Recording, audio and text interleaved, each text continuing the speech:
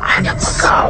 Aku Adam, hamba Allah, musuh iblis. Ibrahim, lauridul khuruj. Ukhruj ya adu Wallahi, wa ya mal'una min jismi hazihil mar'ah. Aku takkan keluar daripada perempuan. Kalau aku keluar, aku tak. فلما ألقوا قال موسى السحر إن الله سيبطله إن الله لا يصلح عمل المفسدين ويحق الله الحق بكلماته ولو كره المجرمون فما آمن لموسى إلا ذرية من قومه على خوف من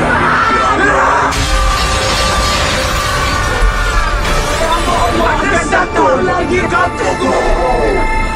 Dia adalah keturunan iblis. Dia akan sesatkan umat Rasulullah dari Al-Quran. Siapa yang akan datang dari keturunanmu, wahai jin iblis dan Allah? Alhamdulillah wa la ilaha illallah.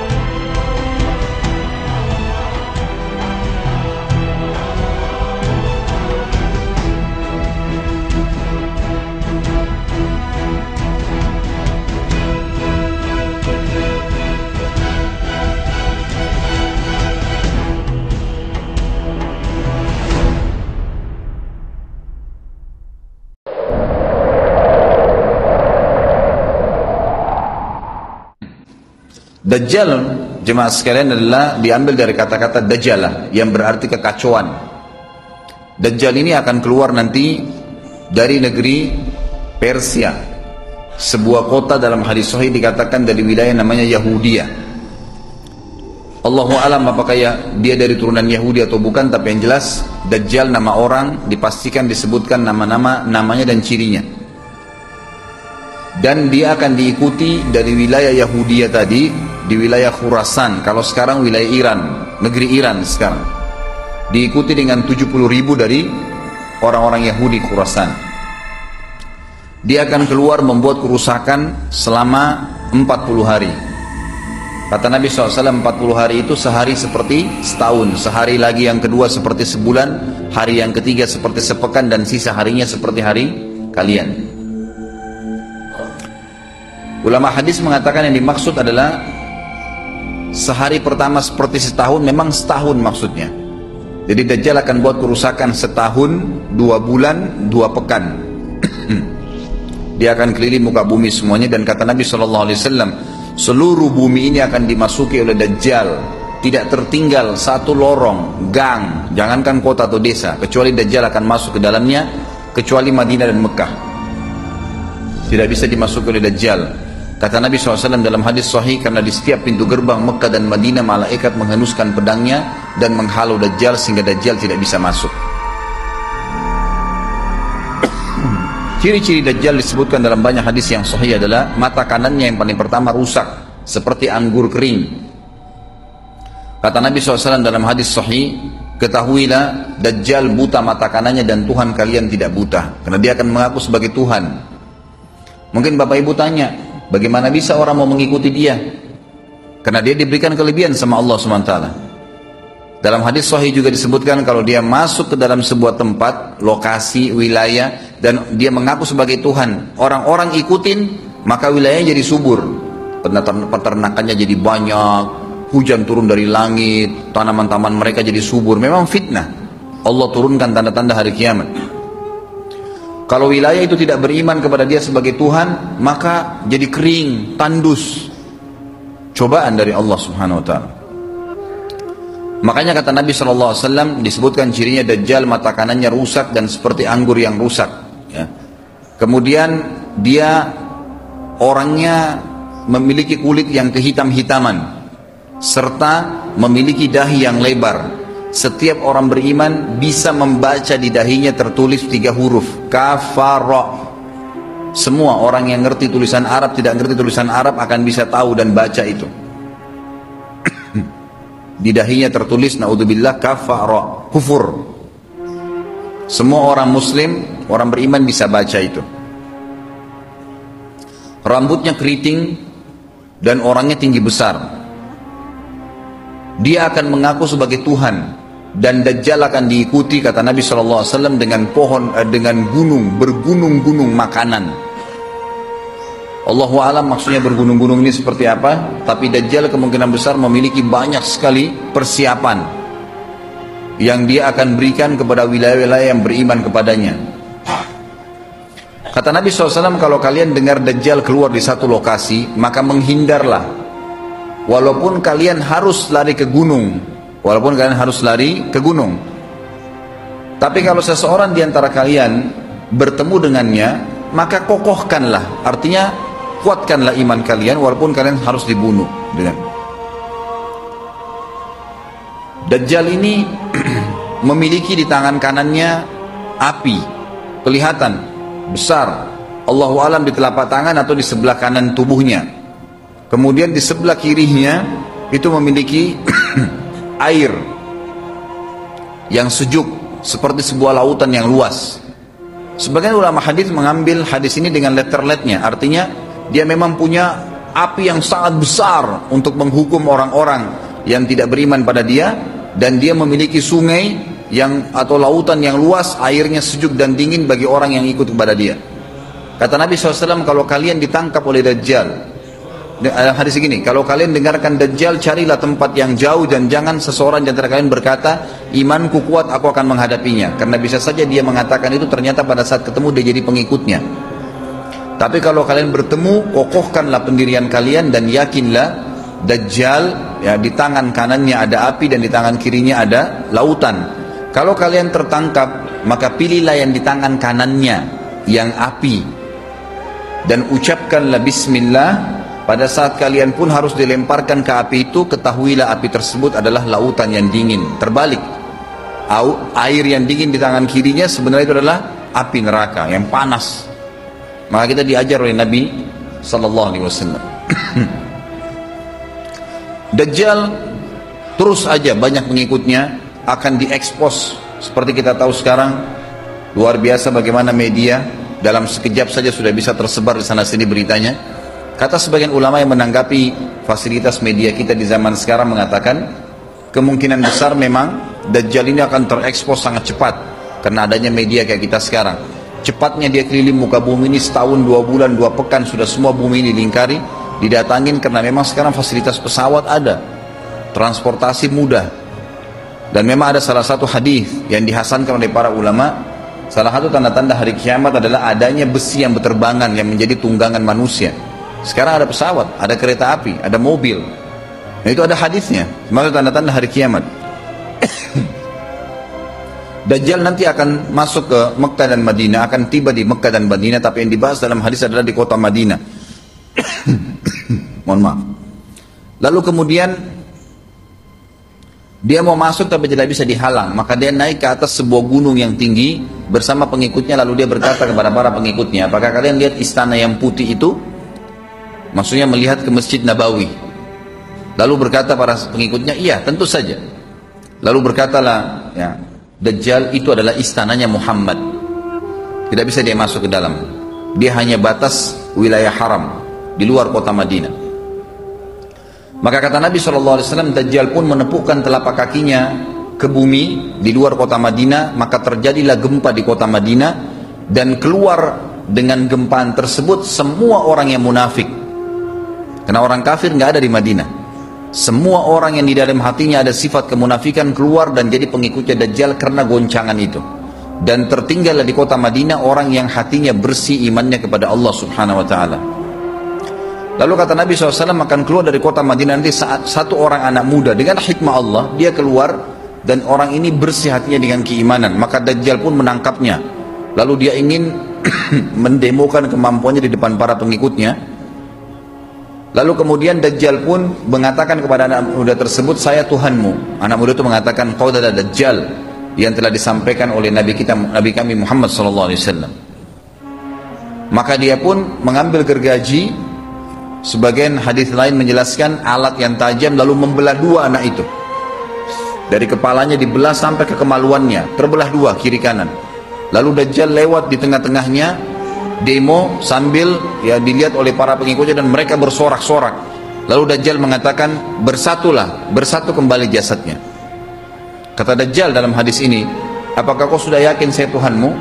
Anak muda itu mengatakan, saya bertambah yakin kalau kau adalah Dajjal yang disampaikan oleh Nabi SAW. Kata Nabi SAW dalam hadis penutup, ini hadis sahih riwayat Bukhari, riwayat Muslim, ahli sunan, semua menukil tentang masalah Dajjal. Saya tidak sebutkan siapa-siapa perawinya karena memang ini semua hadis sahih. Cukup banyak hadisnya, saya satukan saja. Jadi merangkai seperti sebuah cerita. Maka Dajjal pun akhirnya setelah itu tidak mampu menyentuh anak muda lagi. Anak muda itu, Allah SWT sudah selamatkan dia. Ringkas cerita, Mekah sama Madinah cuma dia laluin, kemudian dia menuju ke Palestina. Pada saat tiba di Palestina, Dajjal sendiri tidak tahu kalau ajalnya sudah dekat. Maka dia pun akhirnya ya, berdemo di sana, menganggap dia punya sebuah kerajaan sampai di daerah Palestina, tepatnya sekarang Israel. Subhanallah, direbut wilayah itu oleh Israel tanpa mereka sadari. Dalil-dalil wahyu menuntun mereka ke situ. Ada sebuah kota namanya kota Babulut di Israel. Itu kota itu ada, saya pernah lihat cuplikannya. Termasuk kota yang diidolakan di dalam negeri Israel sendiri, namanya Babulut. Subhanallah, hadis menyebutkan nama Babulut. Hadis Nabi SAW dari 1400 tahun yang lalu mengatakan, nanti Dajjal akan berkumpul di sebuah wilayah namanya Babulut di Syam. Maksudnya di Palestina itu, Israel sekarang. Ada kota Babulut dan orang Yahudi sekarang lagi gencar membangun kota itu dan dianggap kota favoritnya Israel. Subhanallah. Dajjal akan masuk ke sana dan berkurung diri. Pada saat dia tiba di Palestina, waktu yang bersamaan di kota Madinah berkecamuk. Kaum muslimin sepakat semua keluar untuk mengejar Dajjal dan membunuhnya. Keluar dari kota Madinah satu orang yang namanya seperti namanya Nabi Muhammad SAW, Muhammad bin Abdullah, dan dia dari turunan Nabi SAW juga. Kata Nabi SAW, akan keluar nanti ya, seseorang dari kota Madinah, dari keturunanku, yang namanya seperti namaku, Muhammad bin Abdullah. Juga sama posternya, parasnya seperti aku, sama dengan Nabi SAW, persis alisnya, rambutnya, kulitnya dari turunan Nabi SAW, tapi dari asli kota Madinah. Sebagian ulama hadis mengatakan dari turunan Hasan radhiyallahu anhu ajmain. Intinya kata Nabi SAW akan keluar nanti dari kota Madinah, tapi akhlaknya bukan seperti akhlakku. Tentu tidak mungkin ada orang yang sama dengan akhlak Nabi SAW. Kata Nabi SAW, Allah mengubah dia dalam sehari semalam. Tiba-tiba berubah menjadi orang baik dalam sehari semalam, jadi orang faham agama. Lalu orang-orang pun akan datang kepadanya dari masyarakat Madinah berkata, engkau adalah turunan Rasulullah SAW, pimpinlah kami berperang melawan Dajjal. Maka dia pun menolak. Dia menolak awalnya, kemudian dia menuju ke Mekah diikutin dengan 300 orang pertama dari kota Madinah. Sampai di Mekah, setelah selesai dia tawaf, maka seluruh muslimin menunjuknya sambil mengatakan, engkau harus memimpin kami. Dan orang ini punya julukan Mahdi, dikenal dengan Imam Mahdi. Inilah tanda-tanda kiamat yang kedua. Setelah Dajjal keluar, buat kerusakan di muka bumi tadi selama 40 hari itu atau setahun lebih, kemudian keluarlah tanda-tanda kiamat kedua. Pada saat dia sudah tiba di kota Babulut di Israel, keluarlah si Mahdi ini. Pada saat dia tiba di Mekah, dibaiatlah oleh banyak kaum muslimin, tidak disebutkan jumlah pasukannya. Maka terbentuklah pasukan jihad yang mengejar Dajjal menuju ke Palestina. Lalu keluar tanda-tanda kiamat 3, langsung berentetan semua. Makanya ulama mengatakan tanda-tanda kiamat kecil itu antara satu sama yang lain ada jarak-jaraknya. Tapi kalau tanda-tanda kiamat besar sekali datang, maka datang semua, gitu kan? Walaupun memang ada masa, gitu kan, ada masanya. Tanda-tanda kiamat besar yang ketiga adalah pada saat pasukan Imam Mahdi dengan pasukan jihad itu tiba di Darul Bayda namanya, menara kota putih yang ada menara putihnya, dan itu sekarang di negeri Syam, tepatnya di Damaskus, ibu kota Syria. Sebagian ulama mengatakan Masjid Jami' Syam, namanya menaranya berwarna putih. Hadis menyebutkan di menara itulah, di masjid itulah Imam Mahdi mampir sholat asar bersama pasukannya, dan sudah dekat Syam, negeri Syam, masuk di dalamnya wilayah itu adalah Israel, ya sekarang Palestina, kemudian Syria, dan ini masjid ada di Syria, di Damaskus. Pada saat itulah datang tanda-tanda kiamat besar yang ketiga, yaitu turunnya Nabi Isa alaihissalam. Kata Nabi SAW dalam hadis Bukhari, hadis Muslim, hadis Sahih semuanya, dikatakan Isa alaihissalam akan turun sambil memegang kedua sayapnya malaikat, dan dari rambutnya yang basah meneteskan air. Pegang sayap malaikat turun, dan semua muslimin waktu itu menyaksikan. Ya masih hidup zaman itu menyaksikan, dan ini wahyu, penyampaian, pasti terjadi. Maka dia pun turun, lalu kemudian dia masuk, dan orang-orang pada saat itu mengenalnya kalau dia adalah Isa, dan mereka sudah tahu ini masanya turunnya, keluarnya Dajjal, ini Mahdi sudah ada, mereka tahu akan turun Isa, sudah ada informasi seperti saya sampaikan ke Bapak Ibu sekarang, itu muslimin di zaman itu sudah tahu semua. Maka Isa pun alaihissalam waktu itu dipersilakan oleh Mahdi untuk jadi imam, maka dia pun mengatakan tidak, imam dari kalangan kalian. Dan kata Nabi SAW, ini kemuliaan bagi umat ini, karena Nabi sholat di belakang umat ini.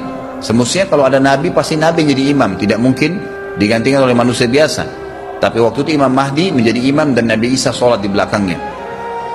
Perlu anda tahu juga hadis Nabi SAW yang sahih yang berbunyi, kalau Musa dan Isa hidup di zaman aku sudah diutus, niscaya keduanya akan jadi pengikutku. Jadi memang kena kebenaran agama ini dibawa oleh Nabi SAW.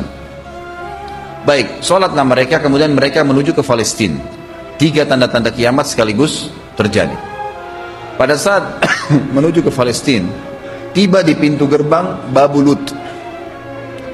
Dan di wilayah Babulut ini, kata Nabi SAW, nanti Isa akan masuk dan memburu Dajjal.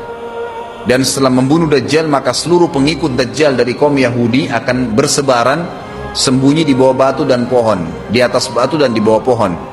Semuanya batu dan pohon itu akan berbicara kepada setiap pasukan mujahidin, berkata, wahai muslim, ini Yahudi di atas saya atau di bawah saya. Batu bilang ini Yahudi yang sembunyi, yang pohon mengatakan, wahai muslim, ini Yahudi, bunuhlah dia. Maka dibunuhlah orang-orang Yahudi tersebut yang menjadi pengikut Dajjal oleh kaum muslimin, kecuali satu pohon, namanya pohon Garqat. Pohon Garqat ini pohon yang daunnya kadang-kadang agak kering dan ada duri-duri, ya, batangnya ada durinya.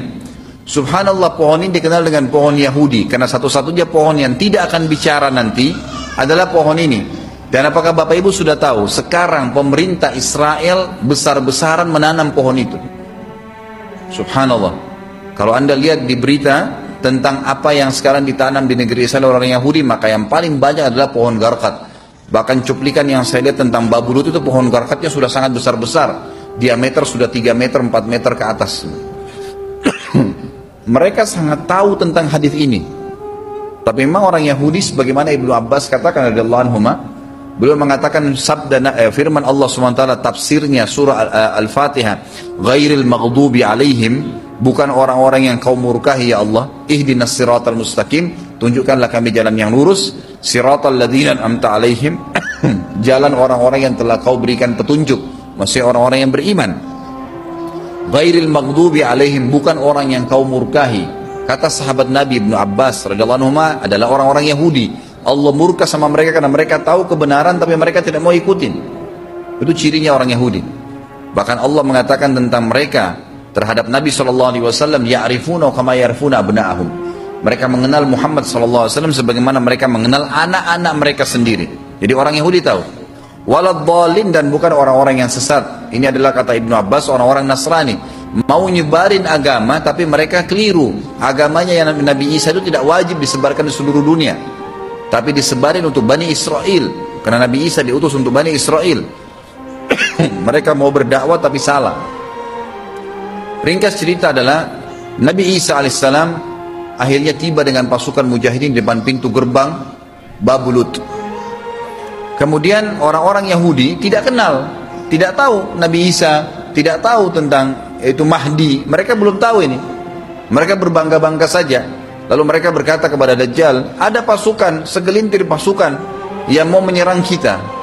Dajjal mengatakan, bukakan pintu gerbang. Mereka tidak akan mampu melawan kita karena pasukannya mereka banyak memang. Maka Dajjal dengan sombongnya menunggu di depan pintu gerbang. Pada saat dibuka, Dajjal kaget melihat ada Isa alaihissalam. Dan pada saat itu kata Nabi SAW, Dajjal faham kalau sudah tiba ajalnya. Begitu melihat Isa alaihissalam, dia lari dan badannya sambil meleleh di depan para pengikutnya. Lalu Isa alaihissalam mengejarnya, mengatakan, wahai musuh Allah, saatnya kau akan menemui ajalmu. Lalu ditusuklah dengan tombak emas di antara dua matanya, maksudnya di dahinya, ditusuk oleh Isa alaihissalam dan matilah Dajjal. Pada saat Dajjal mati, pengikutnya pada ketakutan semua. Mereka anggap Dajjal Tuhan, mereka anggap Dajjal orang yang perkasa lah, orang yang kebal lah, beragam macam kelebihan. Mereka kaget pada saat mati, maka bertebaranlah mereka dan akhirnya mereka sembunyi di bawah pohon dan batu. Di atas batu kemudian seperti saya katakan tadi, hadis menjelaskan, batu dan pohon akan memberikan penjelasan, hai muslim ini Yahudi bunuhlah. Maka dibunuhlah pada saat itu mereka. Lalu Nabi Isa AS memimpin di muka bumi, dan kata Nabi SAW, pada saat itu Islam, agama Islam yang dibawa oleh Nabi SAW akan masuk ke semua rumah di muka bumi, gak tersisa. Satu dunia ini semuanya Islam. Hadis sahih, kata Nabi SAW, Islam akan masuk ke setiap rumah, bi'izzil aziz au bidzilli dhalil, dengan kemuliaan atau terhina. Yang tidak mau terima dibunuh. Gak ada lagi penolakan terhadap Islam. Itu hadis sahih. Maka Nabi Isa alaihissalam memimpin pada saat itu, disebutkan dalam hadis 40 tahun dengan ketenangan menerapkan hukum Islam. Kata Nabi SAW, bagaimana awal umat ini bisa sesat sementara aku yang pimpin, dan bagaimana akhir umat ini bisa sesat sementara yang pimpin mereka Isa dengan menjalankan hukum-hukumku. Jadi Nabi Isa alaihissalam nanti menerapkan Al-Quran seperti yang kita lakukan, sholat segala ini sudah selesai, dikerjakan semua. Dan dalam hadis lain dikatakan Isa alaihissalam akan menghancurkan semua salib, membunuh semua babi. Nggak ada seekor babi pun hidup di muka bumi pada saat itu, semua salib dihancurkan. Dan yang menjadi tidak ada agama lain. Semua, Nasrani, Yahudi, Hindu, agama apa saja habis semuanya.